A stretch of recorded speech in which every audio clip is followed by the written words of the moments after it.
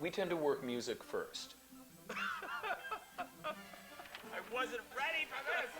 And we get in the room, and there's something about, maybe because both of us have written both music and lyrics, but when we get in the room together, something always happens.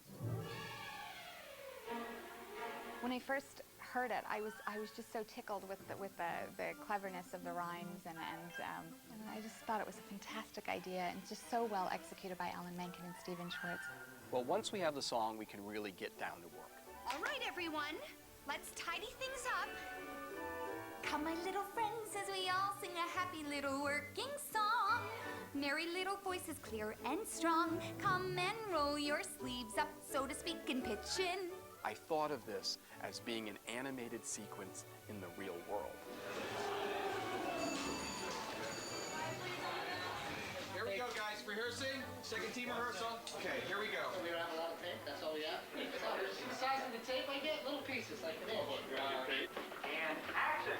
Oh, how strange a place to be. Till Edward comes for me, my heart is sighing. Amy did an amazing job with this because basically she's acting to nothing through most of it. And action. Oh. Hello. You felt kind of mad at times, you know, because you're acting with invisibility, but you know that's the great part of being an actor, is using your imagination. So she's got to accommodate a tremendous number of technical issues. You know, I remember some things that she had to do which were fascinating to me, is they built a rig for her dress. They built sort of this caged rig to get the dress to turn around. It was really quite an amazing thing, but the unfortunate thing is I was stuck to the ground for, you know, hours at a time, because once you got in the rig, you couldn't get out.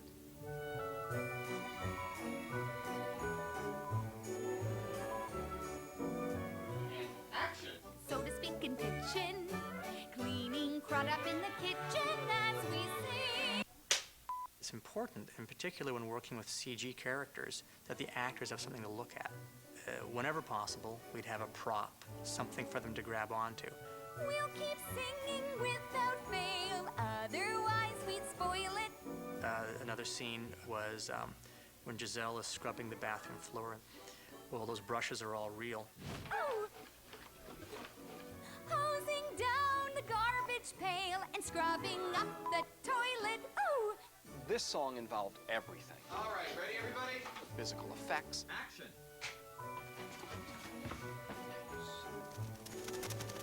visual effects,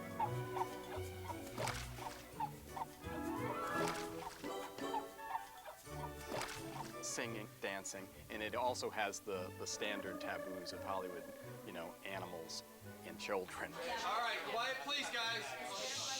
Quiet please, the birds are rehearsing. I think the cast of Mice and Pigeons has been some of the finest that I've ever worked with. The set was full of real trained pigeons. I'm allergic to pigeons, did I tell you?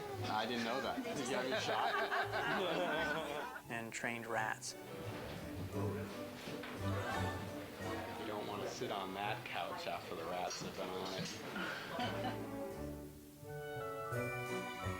I can't do flying birds through a minute, but I can give you a piece of the baby birds that I have. Larry Madrid, the animal trainer, every time he said that they would do something, eventually they would do it.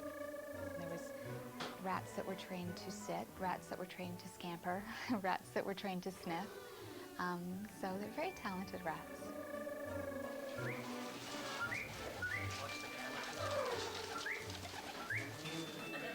They had these amazing baby pigeons, and apparently at a very young age, all they want to do is be near their trainer. And action. What do I do with them? Take them outside! And so they could release these babies from virtually anywhere in the apartment set, and these birds would find their trainer. You got poop on your foot! Most of it came off, though. Most of it came off. It was amazing how much they got out of them. In fact, there's one shot in particular where the camera's pushing into the bathroom. Now the cloth they're grabbing and the toothbrushes is CG. But those rats and those pigeons are real. Once you're done shooting the piece, then you have to create the second half of it, which is the animal interaction. So friends, even though you're vermin, we're a happy working drum. So every week, Tom and Dave would show up with their finished visual effects shots.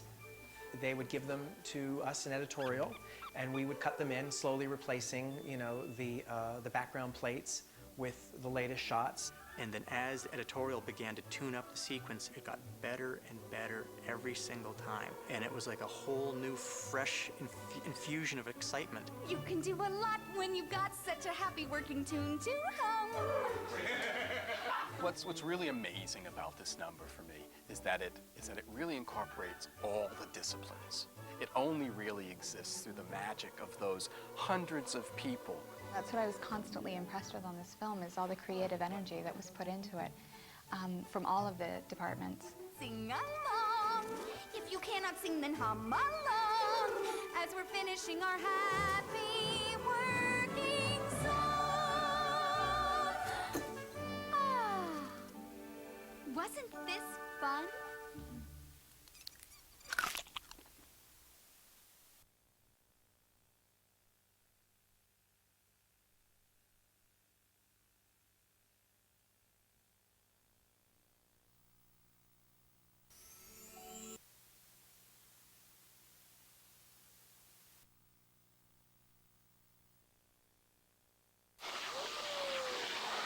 Welcome to Central Park.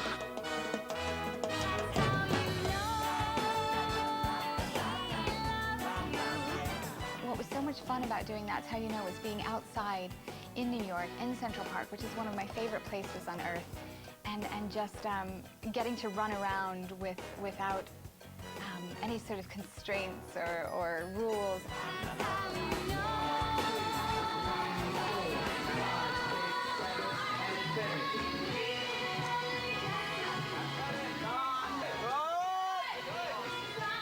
Nothing's perfect until it's perfect. Everybody just move back for a Soon, second. this Just will move back. be My balloon people. perfectly choreographed sequence.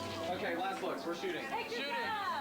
Well, That's How You Know came from us wanting to place Giselle in the real world singing. The trick was to write something that could feel inevitable in the world of Disney and of animation, and at the same time open up into a modern musical sensibility. It sort of gives you permission to do this giant old-time movie musical production number. They actually storyboarded the whole thing. And then came the choreographer, John O'Connell. So what I did then was I deliberately put that away so that I could just get my reaction instinctively to Central Park. Then I drew up a storyboard and I said we could do this, this, and this. The grid was sort of like our map, and it showed you every amount of dancer in there. It showed you where it was going to take place. It showed you how it worked in sequence, and we followed that grid religiously. Everybody wants to live happily ever after. Everybody wants to know their true love is true. How do you know he loves you? How do you know?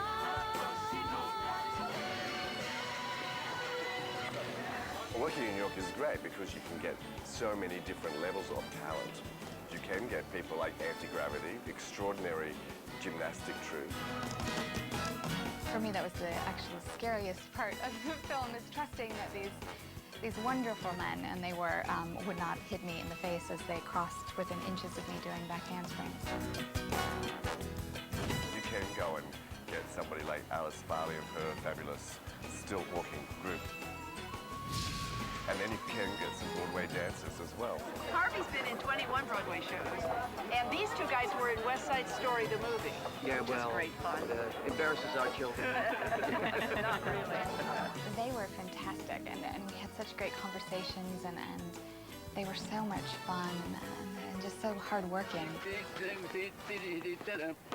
Take over. Oh, papa-da, papa-da, papa-da, papa-da, papa-da, papa-da, papa-da, papa-da, papa-da. Big step, come out. Da-da-da-da-da. 5, 6, 7, 8, and 1, 2, 3, 4, and 5. The task for me was working with John O'Connell for the very first time and be able to put the creative along with the logistical. What we did was we worked with each different group by themselves.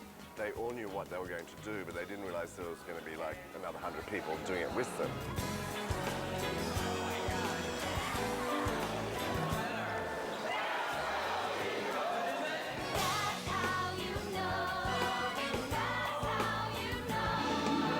I think for John and Maria, it was particularly challenging to get it all right. And I need it to be quicker. Move it back. The middle couple next to Letty, move it back. Everybody, help me out. Turn around. Where are you? We'll go to where you have to go. She's tough, but there are a lot of different dancers on the show, so she has to be tough. I have to speak to all the different performers differently, including the mariachis who don't speak English. 7, 8, 1 y 2. 1 y 2. 1 y 2.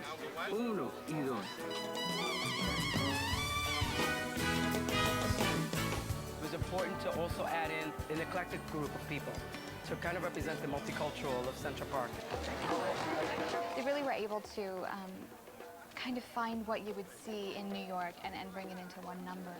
That's what's fun about the movie, that you have different energies coming from different ways. We've got different people doing different things. Doesn't happen every day where dancers from my age group get to work with legendary dancers, you know, who've done amazing projects of the past. I was a chimney sweep in the movie Mary Poppins. This number is very similar to anything in Mary Poppins in that it's more exciting than most dance numbers. I know that golden era of musicals, and this is back again here.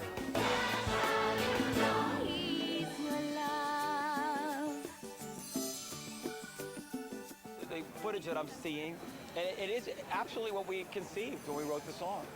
You know, to think that we're here now in Central Park watching it being filmed, it's always amazing to see what artists' collective creativity can, you know, bring about.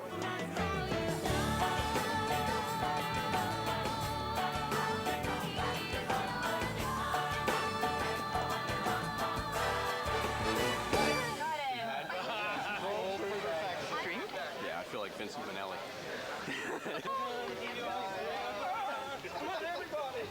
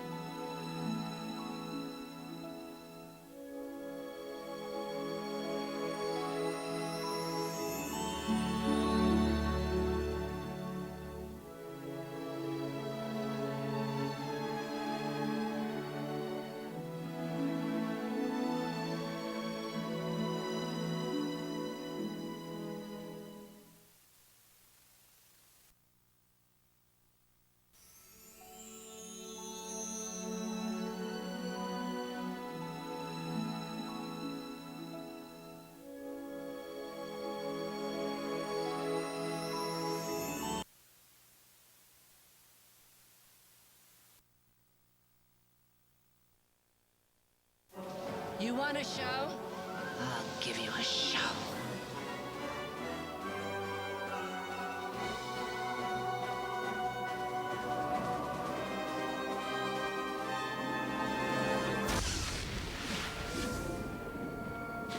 If you take the whole ending of the movie, it is really a conglomeration of everything that is Disney. You know, we tried to take every single element that exists in the climaxes of Disney movies and pull it together into this movie.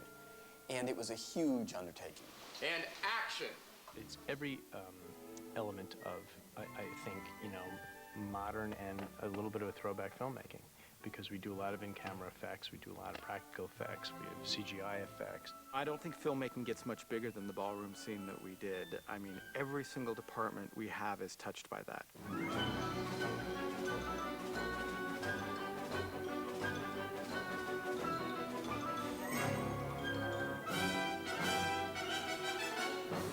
This transformation in which we had to rehearse just that moment for a whole day. On action, there's a big explosion. You guys are taking cover. You're going back. Let's try it. Here we go, half speed again. Well, this is a fairly complicated shot because you're bringing together a bunch of departments in one place and having to hit cues amongst all those departments. For example, lighting, floor effects, stunts, everyone hitting cues at the same time. It was a very complicated scene because there were so many people. 1, 2, just start backing up. You guys go a little bit faster. Come up a little bit. They had to run a very tight ship. So we just have to kind of get our timing down. Everything goes on action. Will, you set?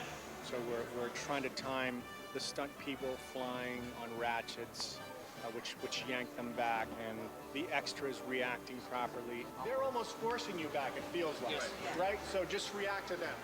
Okay. All right, just make sure it's a nice pop. 3, 2, 1. In terms of like the number of extras we had, we did not have a lot of time for things to go wrong. The reset time is enormous, so we had 2 tries at it. Okay, stand by, guys. All right, this is picture. Pictures up. X-ray 140, take 2. Mark. 5, 4, 3, 2, 1. I don't have the faintest idea how we did all that, but it somehow worked out okay. When you watch the original plate, which is what we call the scene before any visual effects are put in, there's nothing in there except for Susan Sarandon standing there with nothing much happening. Then as we go and layer in the visual effects, the effects animation guys who are making the explosion have an idea of where in space the effects will happen. How far out will the fire get? How far will the blast happen to actually hit these stuntmen and make them fly out of the way?